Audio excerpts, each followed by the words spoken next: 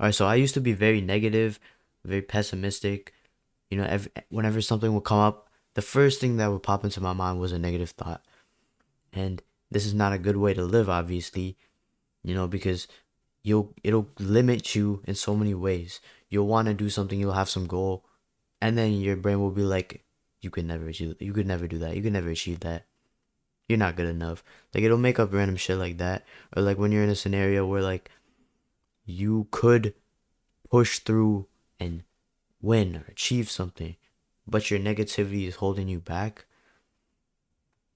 That stuff we gotta get rid of that. So before I said I was a pessimist, but honestly, I think I'm an optimist now.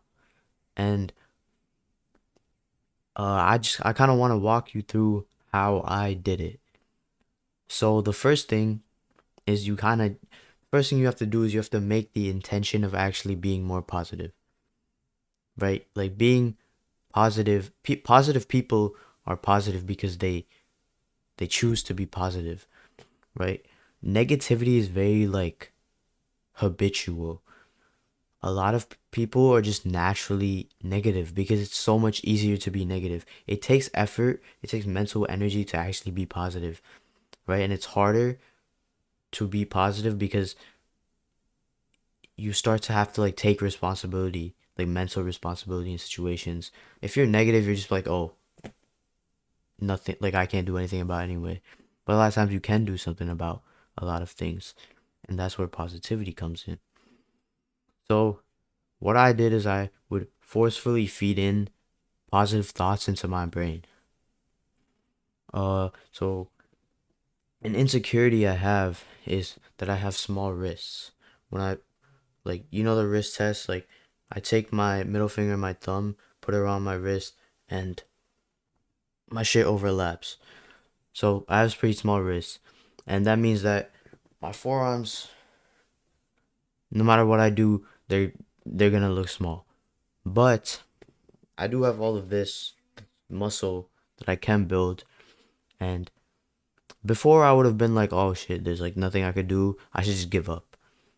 But that's stupid because there's a lot of my hand that I can work on. It's just I can't change my wrist, but I can work on everything else around it. So it's small things like that. You have to keep doing this every day.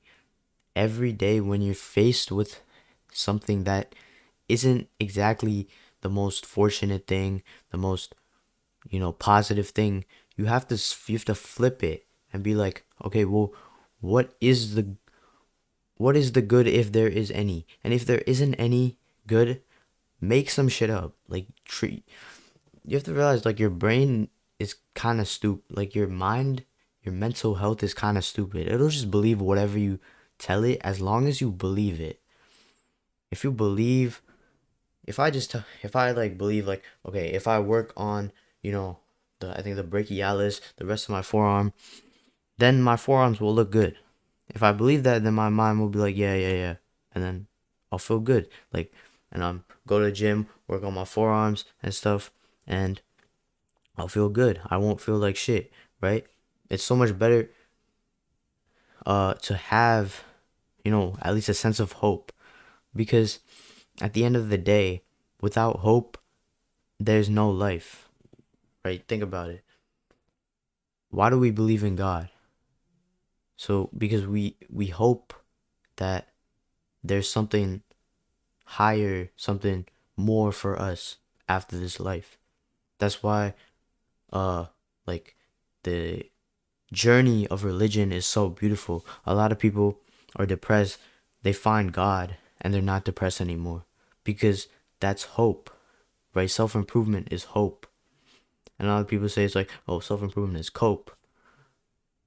Hey, at the end of the day, a lot of things in self-improvement are making your life better. So, yeah. And someone without hope is usually very depressed, pessimistic, hates their life. So if you want to be like that, go ahead.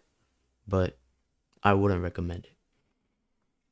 But like I said, constantly you have to like make this like a daily practice to just look at things and just try and see them in a positive light, because that's really all that optimism is.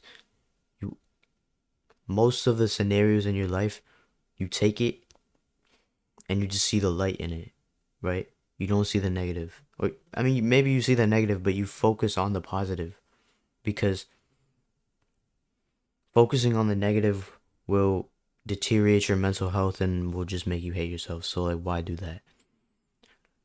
Right? Like I said, your mental health is not, it's not that smart, bro. Like, you can trick it very easily. Uh like what I said, maybe, having small risks, nothing I can do about it, but at least I can just think positively and be like, okay, I can work on the rest of my forearm, and just kind of not focus on my wrist.